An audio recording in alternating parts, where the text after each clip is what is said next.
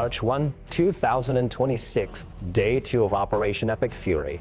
Iran's Islamic Revolutionary Guard Corps may have just done something no military force has attempted in modern naval history, firing a ballistic missile salvo directly at a 100,000-unnuclear powered aircraft carrier.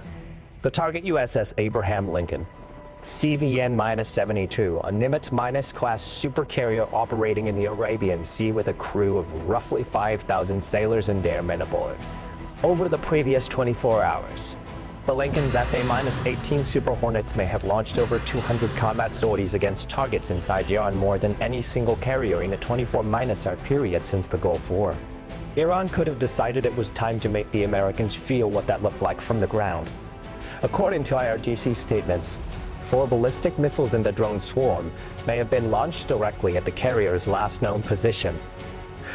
CENTCOM flatly denied the claim, stating Lincoln was never hit, that the carrier remained fully operational, and posting photos of the ship continuing flight operations at sea.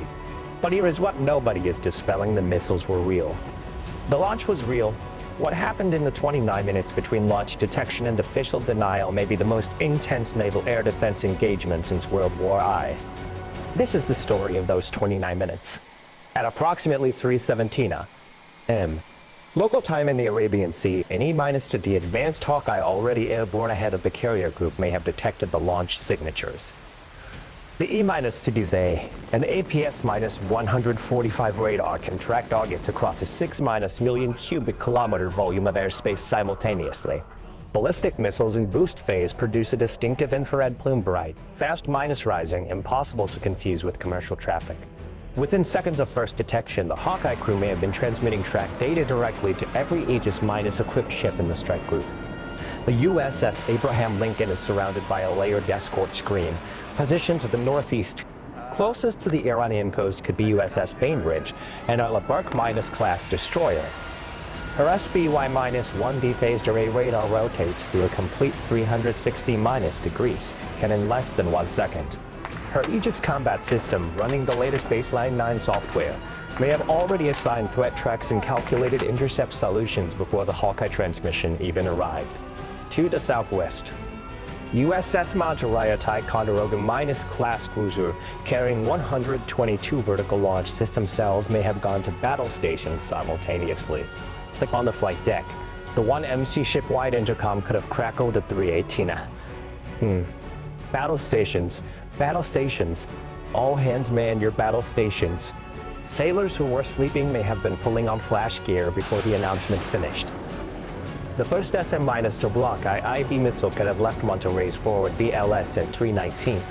The SM-2 is a medium-range surface -to missile, weighing approximately 350 pounds, designed to engage anti-ship missiles and aircraft. Its launch trail climbs nearly vertical before the guidance system bends it toward the incoming track.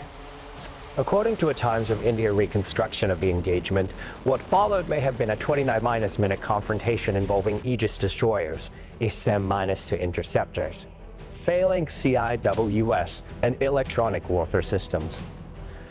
The IRGC reportedly launched from ballistic missiles, likely FATA-110 variants, or possibly Z-Olfagam medium-range ballistic missiles, which carry 500 to 700- kilogram warheads and have a reported circular error probable of under 10 meters at maximum range.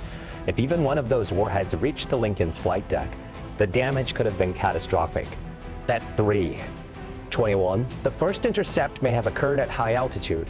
A single SM-6 could have destroyed the first incoming track approximately 280 kilometers from the carrier, close enough that debris from the intercept was possibly visible to radar as falling fragments. The second track may have been harder. Ballistic missiles in terminal phase descend at angles exceeding 70 degrees, at velocities approaching Mach 5 in some configurations.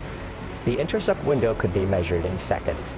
Bainbridge may have fired to SM-6 seconds at the second track, a defensive layering protocol designed to guarantee a kill, even if the first interceptor misses. Both SM-6 seconds could have detonated within kill radius.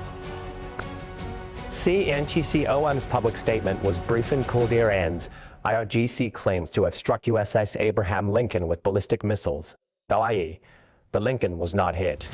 But inside the carrier, the response may have already been in motion before the statement was written. The strike group commander could have issued a retaliatory tasking order within minutes of the engagement ending. Intelligence assets may have already traced the launch coordinates.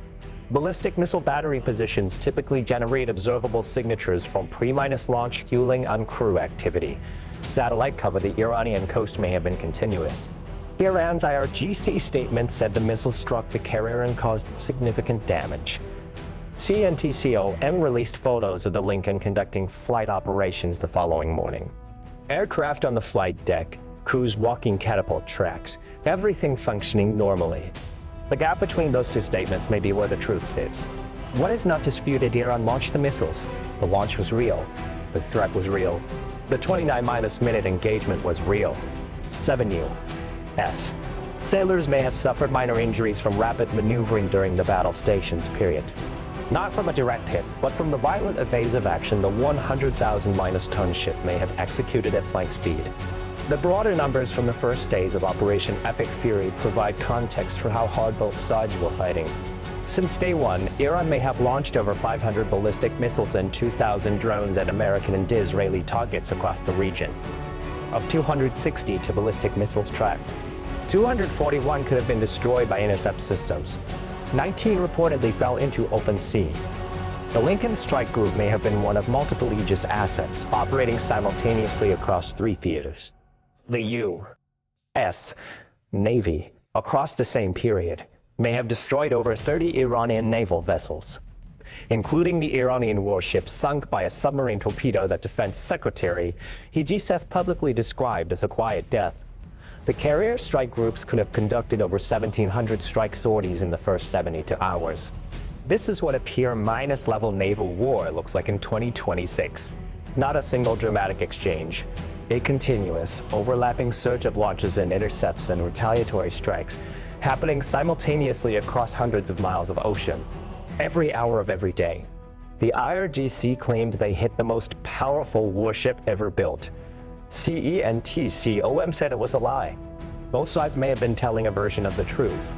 Iran may have launched real weapons at a real target, and those weapons may have come closer to that carrier than any military threat in decades. The defense held. The carrier kept flying. The war kept going. But here is the lesson buried inside those 29 minutes.